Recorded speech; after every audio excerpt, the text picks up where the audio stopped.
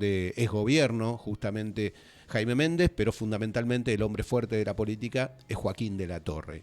Y en Hurlingham va a haber una actividad también en la tarde de hoy con la presencia de quien escolta, Amanes, hablamos de Dania Tabela, va a estar ella acompañada por referentes locales de Juntos, la lista que a plano local encabeza Andrea Giorgini, que tiene a Martín Caramela y a Carolina Sosa en los restantes lugares por la UCR. Pero también va a haber una presencia seguramente de quien está del otro lado de la línea, que es Silvia Vázquez, histórica militante de la Unión Cívica Radical, que por Hurlingham es postulante a senadora provincial, la tenemos en línea. Silvia, buen día. Ubaldo y Darío, te saludamos. ¿Cómo estás?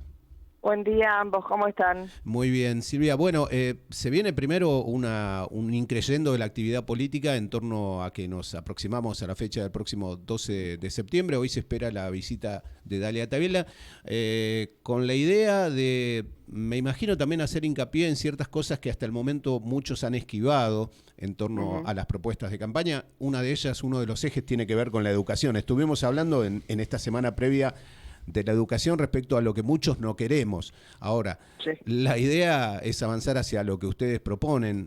¿Se puede trazar una línea respecto a lo que propone Facundo Manes, la lista que ustedes representan en el tema educativo? ¿Qué diagnóstico tienen al respecto? Mira, la verdad que diagnósticos, tenemos un montón de diagnósticos. La crisis de la educación, lamentablemente, tiene por ahí un punto de partida en los 90 cuando se modificaron las leyes de educación común, la secundaria y la superior, justamente donde se alcanza también la formación de los docentes que están frente al aula y a los chicos, como hemos visto esta semana, ¿verdad? Sí. Hay una crisis tremenda y lamentablemente nunca se abordó más allá del tema presupuestario. Claro. Realmente el presupuesto en educación es una herramienta fabulosa. Sobre todo yo vengo de la infraestructura escolar, trabajé muchos años, tengo una especialización en ese tema, y sin presupuesto no hay infraestructura escolar que valga, ¿no? Claro. Bueno, te pongo un paréntesis. Si cada uno de nosotros tiene una foto en la cabeza de su escuela y de las escuelas de sus hijos, las escuelas públicas me estoy refiriendo, Sí, claro. podemos notar que el deterioro que se ha visto en cuanto a la calidad de la infraestructura de estos últimos 30 años ha sido bastante ostensible. O sea, si hubo presupuesto se utilizó mal, ¿verdad? Sí. En edificaciones de mala calidad, sin criterios pedagógicos, etcétera. Bueno, negocios, ¿sí? Negocios. Nosotros queremos retomar donde se dejó. Ya tenemos una reforma de la ley de educación, pero queremos poner eje, me parece a mí, fundamental en la formación docente, jerarquizar enormemente la formación, dejar que sean nichos de negocios de algún que otro sindicato. Ustedes saben muy bien cómo se forman algunos de los institutos de formación docente, y creo que eso ha impactado tremendamente en la calidad de la educación, en el recurso humano de la educación. Y bueno, vamos por ese lado, y esto de la revolución del conocimiento también tiene que ser desde el aula, desde el punto focal del aula.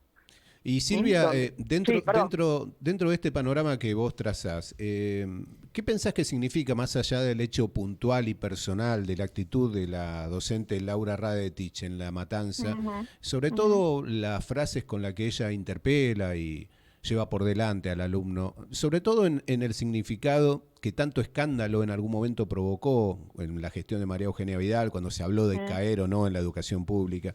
¿Qué pensás que representa eso? Insisto, sacándolo de la lectura individual del caso Radetich. No, exacto. Me parece que el caso Radetich o Juan Pérez, en este caso, es lo que conmueve la sociedad, porque está filmado, pero sabemos porque nos llegan, porque lo escuchamos, que esto ocurre en muchas aulas de muchos rincones de nuestra provincia. Sí. Y lamentablemente el profesor, el docente, tiene una posición de poder que no es simétrica con el alumno. por lo cual no puede hablarle así bajo ningún punto de vista. Si estás mal emocionalmente ese día, esquiva el asunto. Pero a mí me parece que es algo más que lo emocional de esta persona. Me parece que hay una matriz de relacionamiento, que es la bajada de línea. Claro. Y el docente no está para bajar línea. No. Sí, Está para sí. impartir contenidos, debatir contenidos. Mira, yo te hago mi propia experiencia. A ver. Hace mucho tiempo, cuando estaba en el secundario, en una época bastante politizada, teníamos docentes de las humanidades Sí. con los cuales debatíamos muchísimo. Sí, claro. Pero ninguno de nosotros, se sentía amenazado por ese docente, y B, coercionado bajo ningún punto de vista, ni por los modales, ni por la amenaza de que sos un tarado y te voy a poner una mala nota. Sí. Porque tu pensamiento no es de acorde al mío, o no es nacional y popular. Sí. Tenía docentes, por eso te digo que se puede hacer desde otro lugar, y cuando hay formación y calidad docente, la bajada de línea no tiene lugar. El docente se bajaba de su lugar de cátedra y cuando decía, bueno, listo, ahora es debate libre, vamos a decir lo que cada uno piense, pero esto está al margen, estamos haciendo debate libre, estamos yendo paralelo los contenidos. Ahora volvamos a nuestro programa y seguimos con esto. Y no había bajada de línea. Claro, ahora nos opinábamos libremente todos, pero en simetría. Ahora, desde que el presidente de la Nación lo consideró un debate formidable, eso envalentonó a muchos otros que salieron a respaldar. Insisto, tratemos de despersonalizar el asunto porque me parece que es mucho más complejo. Pero sí salieron a respaldar una metodología, una manera de hacer este tipo de cosas. ¿Cuánto perdemos ante ese tipo de, si se quiere, validar posiciones que no deberían ser respetables en ese sentido? Lo que te digo que está pasando hace mucho tiempo. Estamos poniendo la voz única, el contenido único y el formateo de cabezas. Sí. Y eso me parece que no fomenta la pluralidad de ideas, la tolerancia, todo un montón de cosas que por otro lado se pregonan, pero parece que se sesgan en un solo punto. Cuando hablamos de historia, la historia la bajo yo. Y los datos, si existen, te los bajo yo. Y estos son ciertos y el otro miente. Yo nunca escuché un profesor mío decir que el tratado del cuadrilátero o el tratado del Pilar mentía. Nos tiraban el documento en la mesa y nos decían, analícenlo y pónganlo en el contexto. Claro, sí. Inclusive yo lo comentaba. ¿Entendés la pequeña diferencia? Sí. El dato duro y después vamos a debatir. Lo comentábamos sobre el cierre de la semana pasada aquí en el programa, que en mi caso me tocó transitar parte del secundario en el regreso de la democracia, ¿no? A partir del año 83. Y creo que si hubo épocas de efervescencia política, de debate y de discusión, fueron justamente esos años en los que, inclusive habiendo heredados algunos docentes que habían ejercido su función durante el proceso cívico-militar o que regresaban a tomar cursos, nunca sentimos esto que vos también graficabas hace instantes, ¿no? De ser prepoteados, llevados por delante, sino que el docente conducía el debate, corregía con información o con datos cuando el debate se iba por las ramas, pero que nunca sentimos esto. Silvia, el distrito de Hurlingham hace rato que no tiene un representante en la legislatura provincial. Pensaba en la Cámara Alta de la provincia de Buenos Aires, el último antecedente de Azucena Ecosor, quizá. ¿Qué le puede aportar un legislador de Hurlingham? ¿Qué problemáticas desde el municipio se pueden llevar adelante, en este caso, en la legislatura provincial? Mira, en la legislatura provincial nosotros seríamos electos por una región, que es la primera sección, que abarca, ya sabés, desde Suipacha hasta 3 de febrero y desde la costa hasta el linde con Matanza y los municipios del sur, digamos. Es una región muy amplia que incluye ruralidad y conurbano profundo, sectores más urbanizados, pegaditos a la capital federal, con diversas demandas. Pero básicamente lo que creo que hay que hablar de región en cuanto a infraestructura, porque los problemas de Hurlingham en muchos casos no son de Hurlingham solamente, sino de su región en cuanto a infraestructura, accesos, cuencas hídricas, y me parece que la mirada nuestra es tratar de llevar el granito de arena de todo lo que nos falta.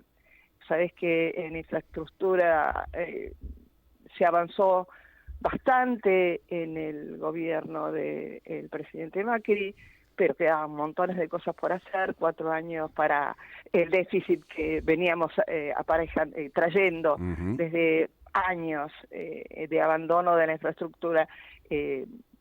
A mí hay un tema que básicamente me preocupa muchísimo, que es el tema de transporte.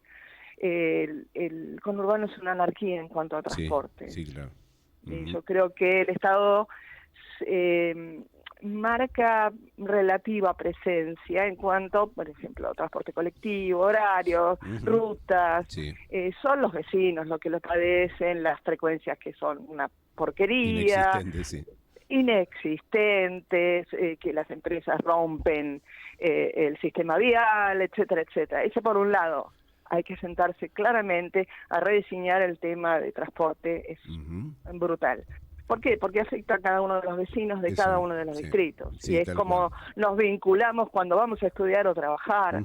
Estamos viviendo en una época que te dice, si cuando tenés bicicleta o algún vehículo, olvídate de volver de estudiar, como yo volvía de la facultad a las 11:30, 12 de la noche.